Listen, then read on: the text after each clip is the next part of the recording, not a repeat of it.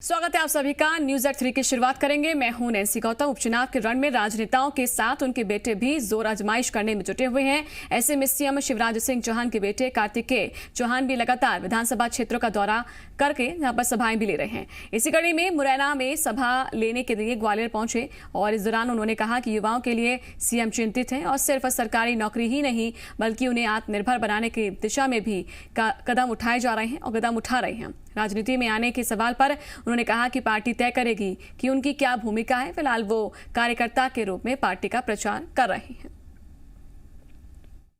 मध्य प्रदेश में जो 28 उपचुनाव हो रहे हैं उसमें से राजनेताओं के अलावा अब उनके बेटे भी चुनाव मैदान में हमारे साथ मौजूद हैं। मध्य प्रदेश के मुख्यमंत्री शिवराज सिंह चौहान के बेटे कार्तिकेय जी। कार्तिकेय जी, आप सीटों पर जा रहे हैं, किस तरह का माहौल देख रहे हैं बीजेपी के लिए आप? अब तक जिन सीटों पर मैंने भारतीय जनता पार्टी के पक्ष में मैंने काम किया है, उन सीटों पर निस्संदेह भारतीय जनता पार्टी भारी बहुमत से जीत कर आ रही है। आज आगे मेरे दिमनी मुरैना जिला में अलग अलग जगहों पर मेरे कार्यक्रम हैं और मुझे पूरा यकीन है कि 28 में से 28 सीटों पर भारतीय जनता पार्टी विजय का परचम लहराएगी। आप युवा हैं, युवाओं का प्रतिनिधित्व भी कर रहे हैं।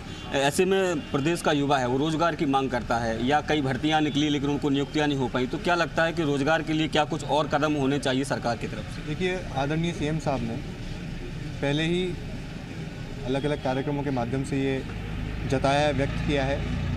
जहाँ तक रोजगार का सवाल है, भारतीय जनता पार्टी की सरकार मध्य प्रदेश के युवाओं को पर्याप्त आरक्षण मध्य प्रदेश के सरकारी नौकरियों में देने जा रही है। इसके अलावा जो अलग अलग सरकारी भर्तियां हैं, चाहे वो पुलिस की हो चाहे वो अन्य विभागों की हो, वो उसकी प्रक्रिया भी भारतीय जनता पार्टी की सरकार ने चालू कर दी है। 5 महीने की सरकार में हमने वो काम करके दिखाया है जो 15 महीने कांग्रेस नहीं कर पाई।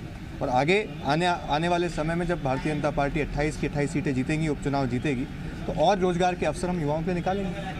तो क्या ये माना जाए कि आप लोग अब उपचुनाव में रियाज कर रहे हैं और आने वाले चुनाव में प्रत्याशी के तौर पर, एक नेता के तौर पर हम क्या कार्तिकेय को देखेंगे? ये कार्तिकेय, ये भारतीय जनता पार्टी है, कांग्रेस नहीं है। ये कार्तिकेय तय नहीं करता, पार्टी का संगठन है, पार्टी की प्रक्रिया है और पार्टी ने मुझे एक कार्यकर्ता के रूप में काम करने का मौका दिया। अभी तो मैं उसी रूप में काम कर रहा हूँ।